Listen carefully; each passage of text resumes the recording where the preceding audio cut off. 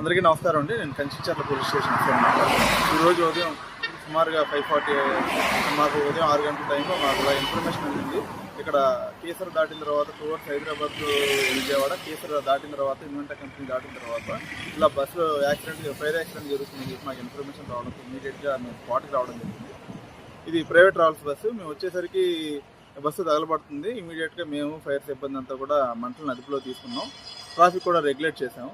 ఇక్కడ ఎవరికి ఎటువంటి ప్రాణాపాయం ఏం జరగలేదండి. బస్సులో ఉన్న ఎవరికి కూడా ఎటువంటి ప్రాణాపాయం ఏం జరగలేదు. బస్సులో బ్యాక్ సైడ్ స్మోక్ వస్తుందని చెప్పి డ్రైవర్ పక్కన ఆపాడంట. ఆపి ఇమీడియట్గా ప్యాసింజర్లందరినీ దింపి వాళ్ళ లగేజ్లు కూడా తీసుకున్న తర్వాత ఇంక చూస్తే బస్సు అలా ఫైర్ స్టార్ట్ అయింది.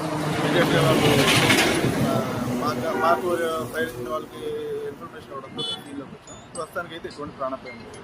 అంత ట్రాఫిక్ కానీ ఫైర్ కానీ కంట్రోల్. ఓకే, మొత్తం ఎంతమంది సార్ ప్రయాణికులు? మొత్తం 39 మంది ప్రయాణికులు ఉన్నారని చెప్పి డ్రైవర్ చెప్పారు.